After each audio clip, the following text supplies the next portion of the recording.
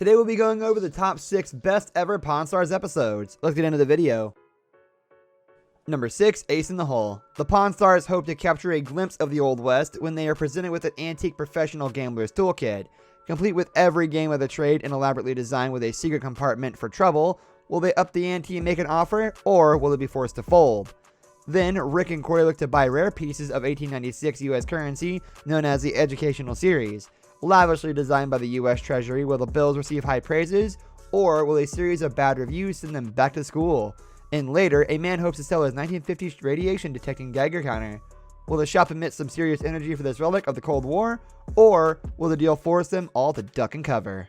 Since every government in the world basically accepts silver as a currency, that means the value of it is only restricted down. The man who brought in the silver actually got it 12 years prior, and because he waited before selling it, the price of silver skyrocketed, and this allowed him to get an incredible 100 basically accept silver as a currency. That means the value of it is only restricted by its exchange rate. Number 5, going postal. Make money with the Pawn Stars as they are presented with a one-of-a-kind US postage printing plate from 1862. Will the guys trek through rain or heat or gloom of night to make a deal, or will they return this one to sender? Then, a guy comes in with a rare recording of a speech given by Dr. Martin Luther King Jr., made just months before his assassination. Will Rick stand along and buy this American icon's recording, or will the tiniest scratch make it all worth the skipping? And later, Rick and Chumlee will encounter a Star Wars collector's dream, a recalled poster for Return of the Jedi. Will Rick use the Force and battle for this holy grail of galactic memorabilia, or will a tough negotiation have him retreating for a galaxy far, far away? I just like the sound.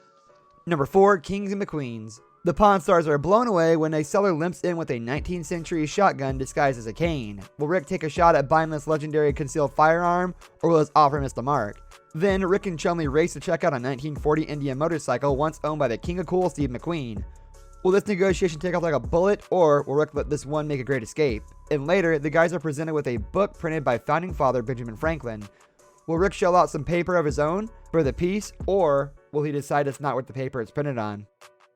Number 3, not on my watch. The Pawn Stars become a house divided when a Confederate Civil War knife marches into the shop, known as an Arkansas toothpick. Will the guys sharpen their tactics to take a stab at this rare piece, or will a tough negotiation leave them licking their wounds? Then, Rick and Chumlee are presented with a 1936 Rolex, formerly owned by an infamous conman Bernie Madoff. Will Rick give this watch all the time it deserves, or will one false tick cause him to lose his shirt? And later, the gang checks out something that's right up their alley, a 1950s arcade bowling game. Will they prove it's all on the wrist as they strike up a deal, or does this vintage machine belong in the gutter? Number 2, over the top. Run for cover with the Pawn Stars when a World War I helmet blasts into the shop. The first metal helmet used by US forces. Will the guys butt heads to buy this piece, or will they dig in for a long negotiation? Then, Corey and Rick are presented with a gun holster used on the long-running TV show Gunsmoke. Will they round up a posse and go after this prop with guns blazing, or are they just blowing smoke?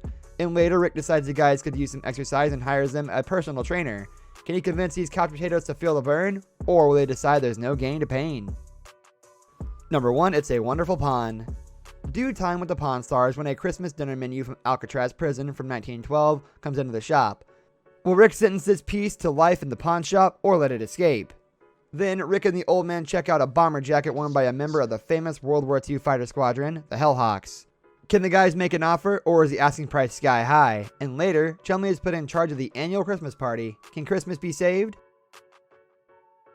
That's going to do it for today's video, guys. Thank you for watching. If you enjoyed the video, leave a like on the video, and don't forget to subscribe to our channel so you don't miss out on any of our videos in the future.